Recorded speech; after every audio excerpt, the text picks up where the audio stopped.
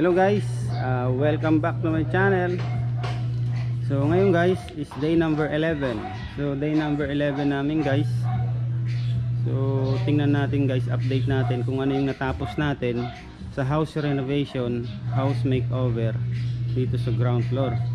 So as of now, ang natapos namin guys, halos lahat ng gate tapos na. Mula sa main gate, sa pintuan, sa steel door, at saka sa mga grills natin. So ang kulang na lang nito guys is pagta-top coat nung highlights natin sa gitna. Yan eco wood ang nilagay namin dyan. So update namin kayo guys. So itong gate, so day 11 ang gate natin guys, wala pa siyang top coat, no? Pipinturahan natin ito siya, top coat. Yan yung ginawa natin dito sa gate.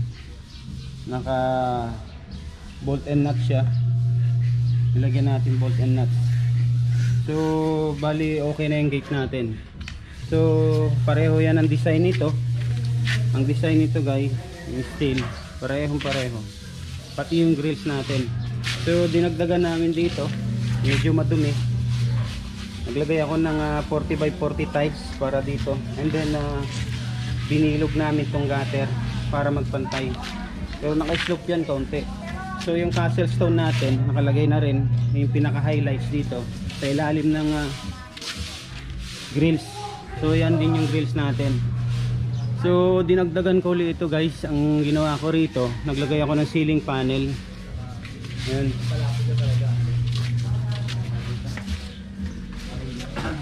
Bali guys, kung papansin nyo, ayan yung ceiling panel natin. So hindi ko to tinuloy dito guys kasi maglalagay ako ng tubo pa dyan. Magwaway ako dyan, then pababa papunta rito sa gutter. So yan yung ceiling panel ko, meron na ako nakakabit na ilaw. Bali yan yung day 11 natin, no? Yung ceiling panel nilagay natin dyan. So para pag tiningnan dito guys, yung ceiling panel natin maganda tingnan. Ang kulang na lang dyan guys yung siding, lalagyan pa namin yan.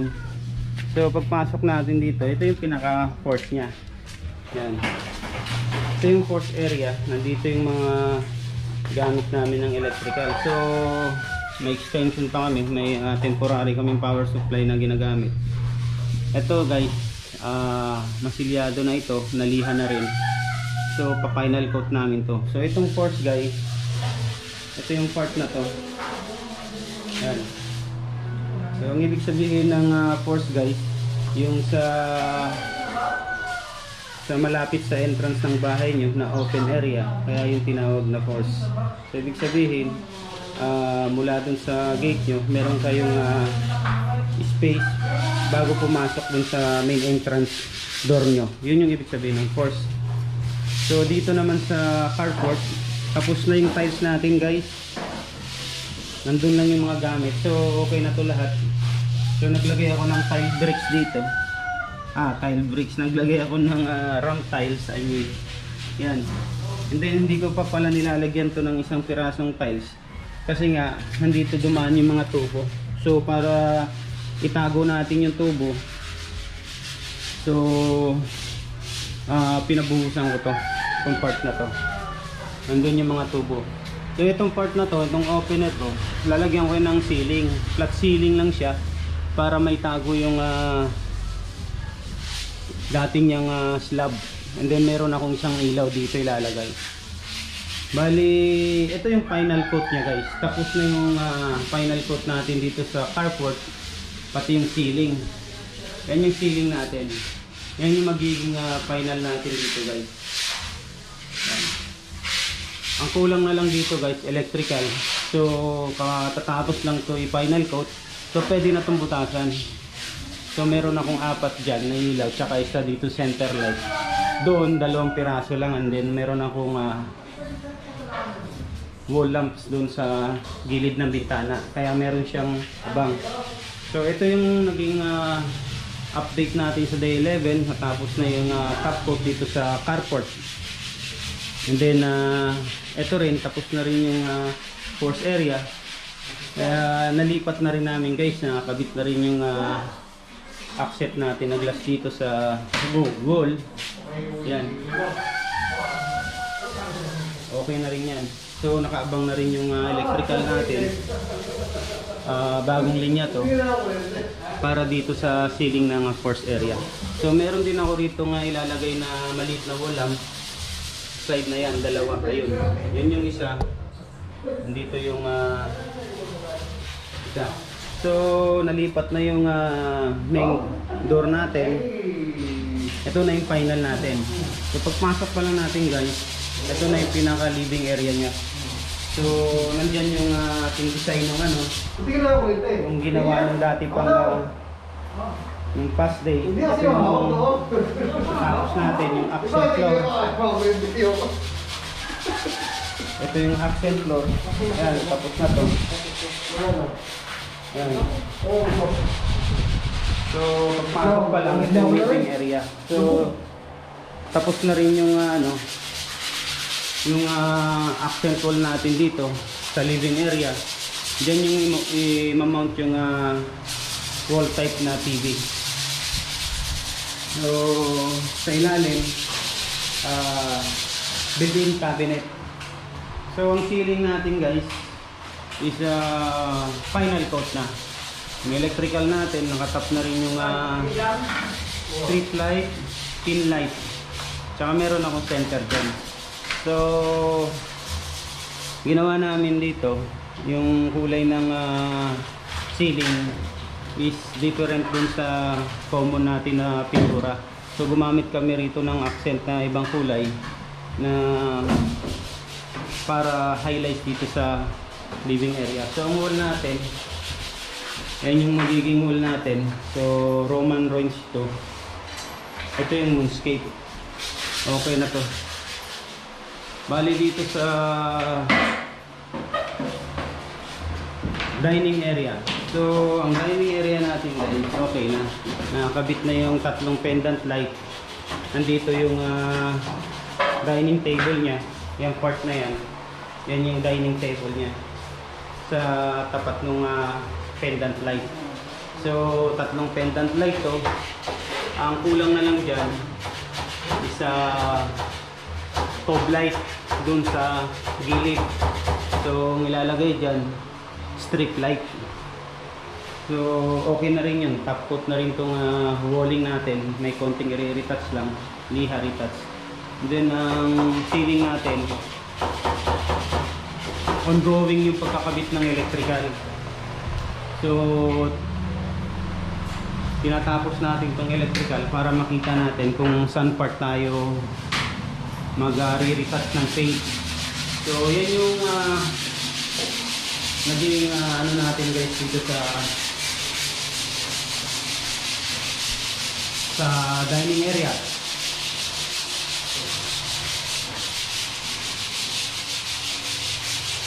So okay na yung dining area natin. And then ceiling natin. Yan, okay na. May mga ilaw na rin yan. So yung part na yun dito sa accent wall, meron akong ilalagay dito na strip light din na may cob kasi dyan para mag-reflect nitong accent natin. So bali yan yung naging natin.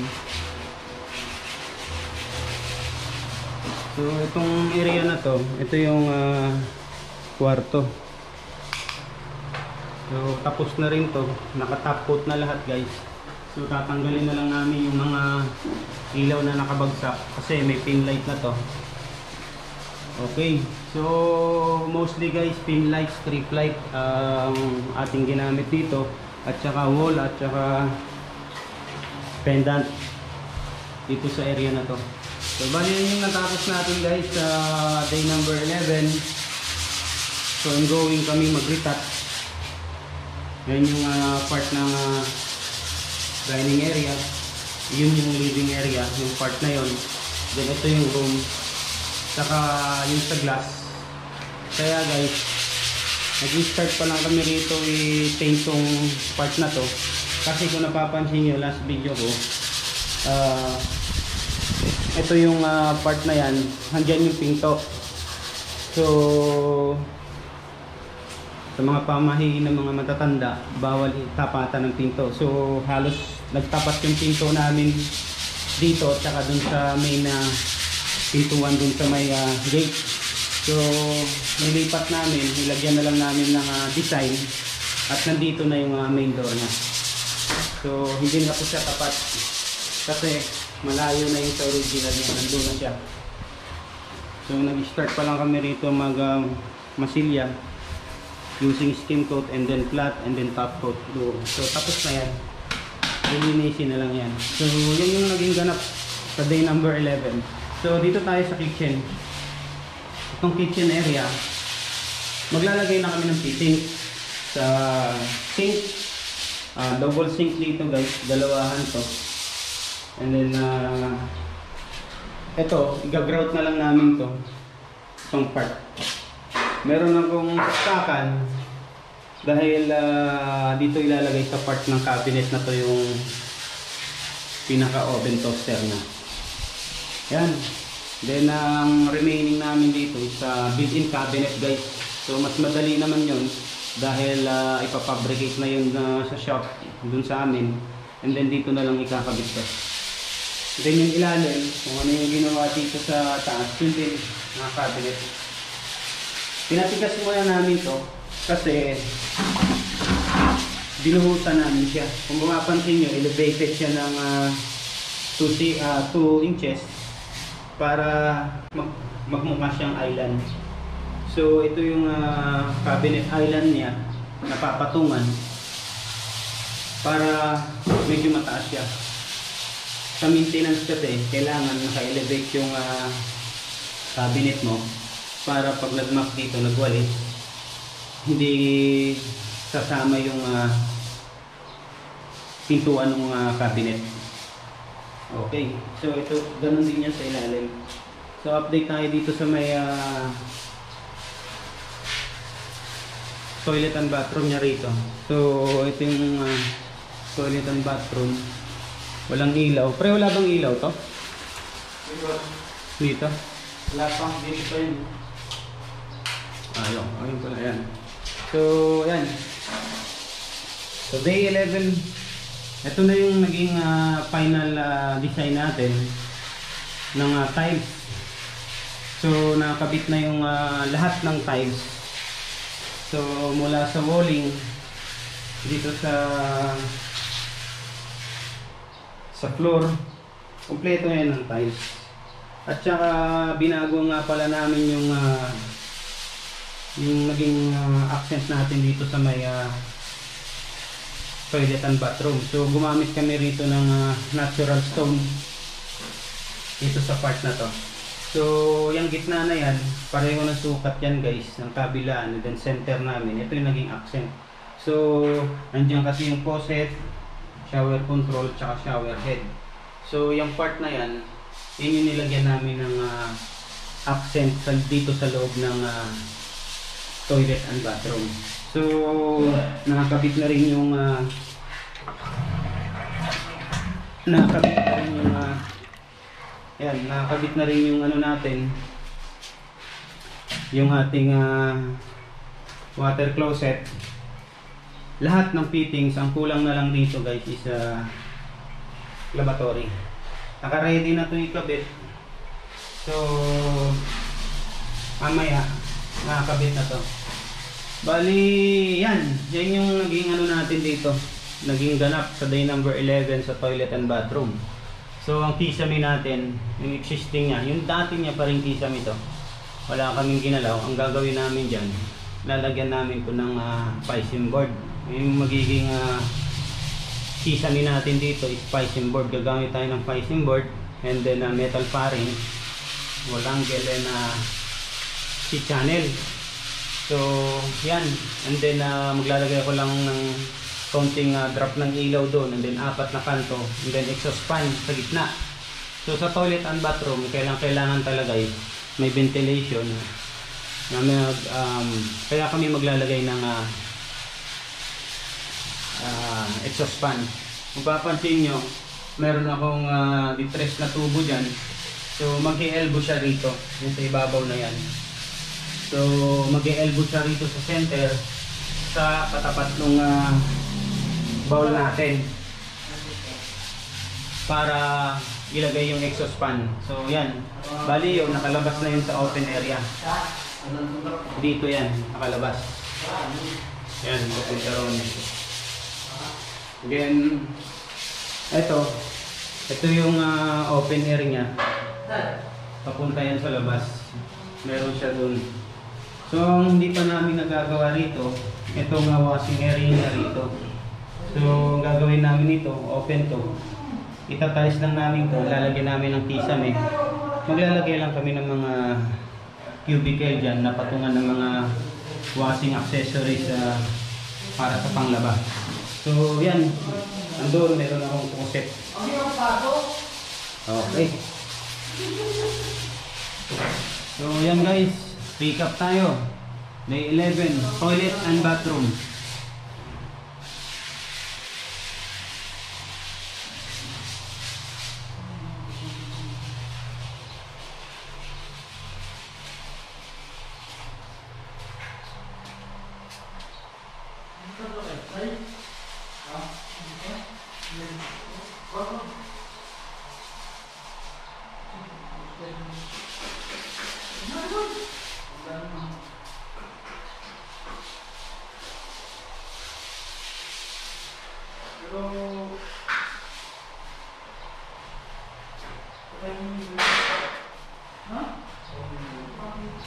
So yan.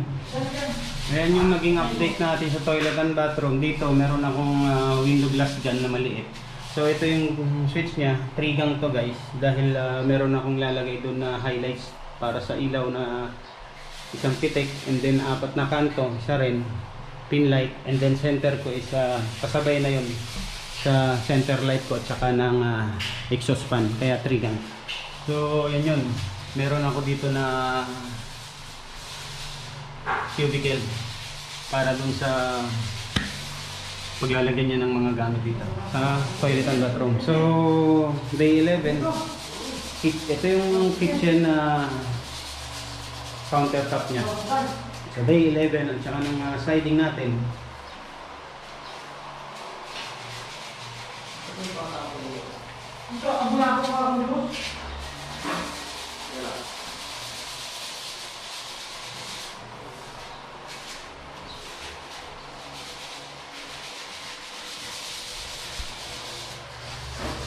Okay guys, so kung papansin nyo guys, itong ginamit namin dito is Solfex. Different to guys, kung makapansin nyo para siyang granite. Pero hindi siya guys. Ang Solfex guys is a combination ng solid surface materials to na ginagamit. Kaya medyo siya madumi. Uy! Ano ba tayo?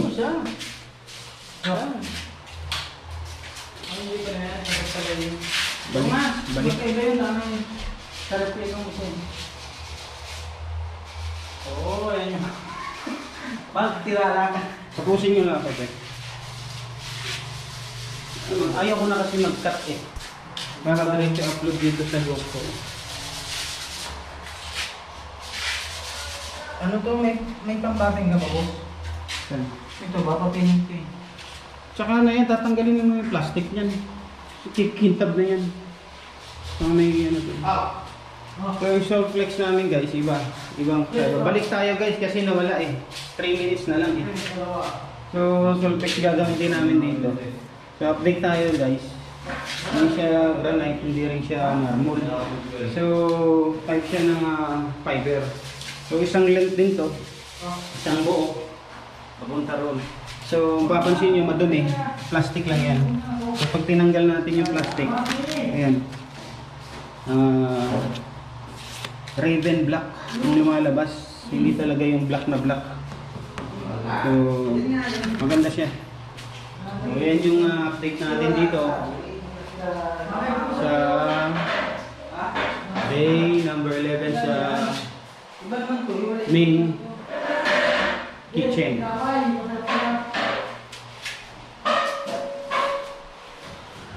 Ang ingay niyo. Konti na lang. Kaya ako nga pinalinitan ko dahil pagdala.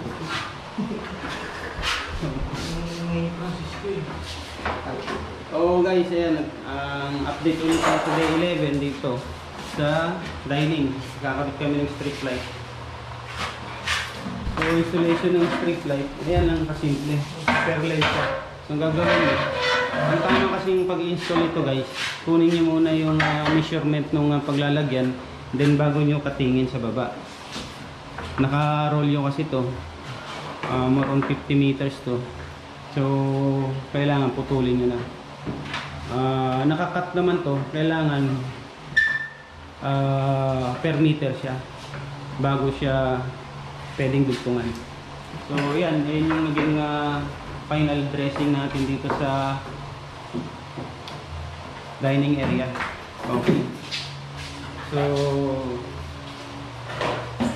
living area, console, course, and then carport. So pasukin natin ng isang malupit.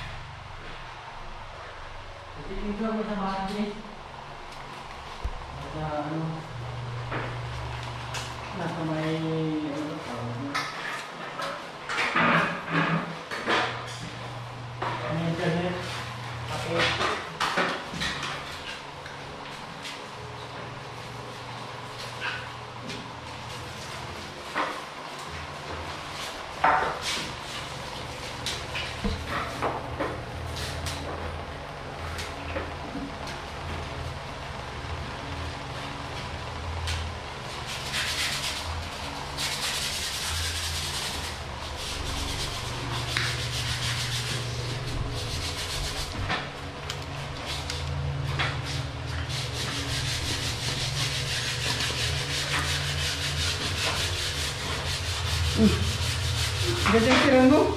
Wag! Gadyang tira mo. Tangya, sasabog ka. Diretso lang yan. Ibukod mo yung gitna. Huwag mong gagalawin yung gitna. Buti na lang nakita ka. Alam ko na, gadyang tira mo yun eh. Kasi nasanay ka sa mga dati eh. Iwalay mo yung isa, baka pumaling, baka pa nagtapo. Wala may kuryente? Ha? Pinatay ko. Wala palang kuryente eh.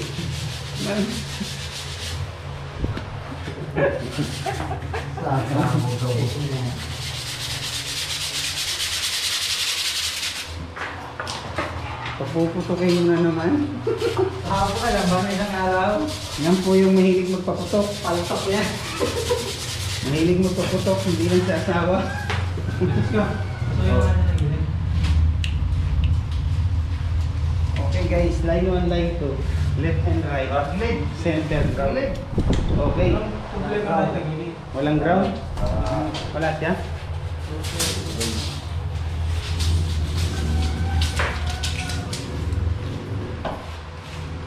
So, yan guys, ang naging update natin dito sa day number 11. So, baka bukas, day 12, eh, may kulay na ito lahat. So, yan guys, update namin kayo kung ano yung